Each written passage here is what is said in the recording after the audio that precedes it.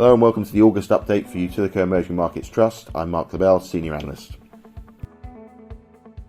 UEM's August NAV total return was up 2.8%, outperforming the MSCI Emerging Markets Total Return Index, which decreased by 0.9% in sterling terms. Geopolitical tensions continue to dominate market sentiment in August. America's tariffs on a number of trading partners became effective on the first of the month, but despite this, US markets were buoyant, driven by increasing expectations of a US rate cut in September. A number of countries, including Mexico, Indonesia, the Philippines, Thailand and South Africa, cut interest rates in August.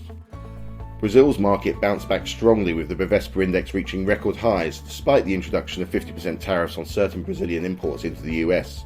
The prospect of rate cuts in the new year and the emergence of Sao Paulo's governor as a credible presidential candidate helped drive markets up. Elsewhere in LATAM, Chile was particularly strong on economic performance and the outlook towards November's election. In contrast, Argentina's market fell sharply amid a corruption scandal linked to President Milley's sister. China's domestic market was strong, with the Shanghai Composite Index rising by 8% in August, led by technology companies, which are increasingly in political favour. The gain in the Hang Seng Index was much more muted at 1.2%. In the ASEAN region, Vietnam's market ended a volatile month, up 12%, with positive gains also seen in Malaysia and Indonesia, and slight weakness in the Philippines and Thailand.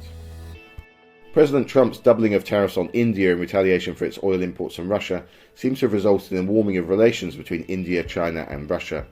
The moves dampened investor sentiment towards India. In Europe, markets were generally positive, although the Polish index was weaker due to a plan to increase corporate tax rates on banks. Currency-wise, the US dollar weakened 2.1% against sterling, with sterling recovering from July's weakness against most currencies. However, it did fall 1% against the Brazilian real.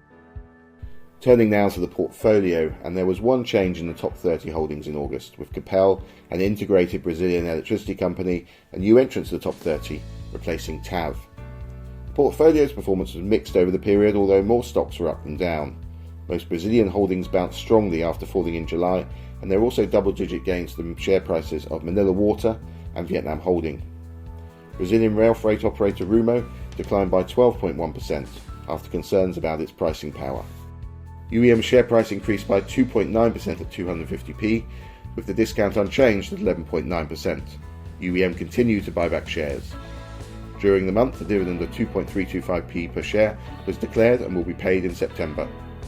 UEM announced a suite of initiatives which seeks to increase demand for its shares and enhance UEM's share rating over time. For more details, please do read UEM's fact sheet, which is available on the website at uemtrust.co.uk. Thank you for your interest in UEM.